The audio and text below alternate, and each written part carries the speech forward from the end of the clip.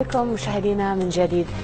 6 أشهر مرت على ذلك الحادث المؤلم عندما سقط عبد الحق نوري مغمى عليه خلال مباراة فريقه أياكس مع فيردر بريمن بالنمسا. وقبل يومين اتضح أن نادي أياكس كان قد توصل بتقرير طبي يفيد بأن عبد الحق نوري كان يعاني من اضطرابات في القلب. مراسلنا في هولندا عبد الإله عفيري والمزيد من التفاصيل في التقرير التالي. تطور لافت ومثير للجدل ليس على مستوى الحالة الصحية لعبد الحق هذه المرة، وإنما يتعلق الأمر بعدم إشعار عائلة نوري من طرف آياكس والاتحاد الهولندي لكرة القدم بذلك التشخيص الطبي حول حالة نجلهم الصحية آنذاك.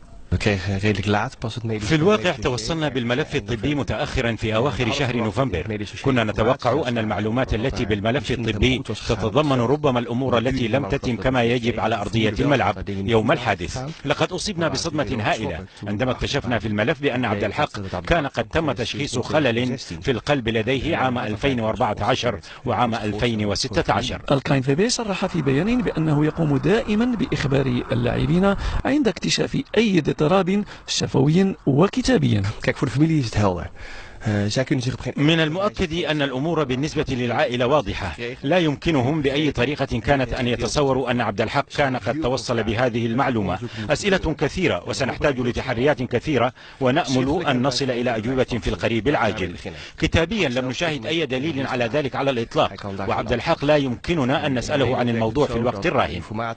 من جهة ثانية هنا في هولندا يجب أن تكتب جميع المعلومات في الملف الطبي، فعندما يتم مثلا التحدث إلى اللاعب فالأطباء الحاضرون مطالبين بتدوين المعلومات وبدقة. لكن بعد اطلاعنا الدقيق على ملف عبد الحق الطبي لم نحصل على معلومة تؤكد ذلك، والاتحاد الهولندي لكرة القدم أشار بأنه لا يتوفر على دليل بذلك. وماذا عن رأيكم في المعني الأول بالأمر أي نادي أياكس؟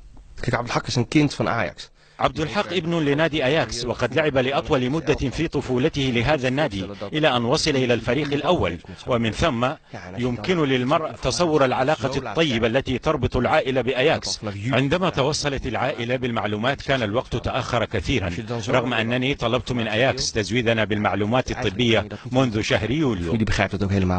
في الواقع عند توفر طبيب الفريق على مثل هذه المعلومات فإن التدخل خلال ذلك الحادث كان يجب أن يكون أسرع بكثير وملائم، الشيء الذي لم يحدث على ما يبدو.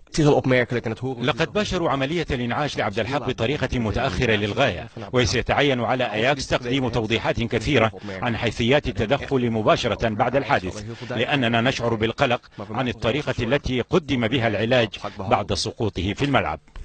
نادي أياكس رفض ويرفض التعليق عن ما كشفت عنه صحيفة الNRC، إلا أنه عبر في نفس الوقت عن استعداده الكامل للتعاون مع محامي عائلة عبد الحق النوري في البحث الذي يقوم به الأخير حول هذا الموضوع.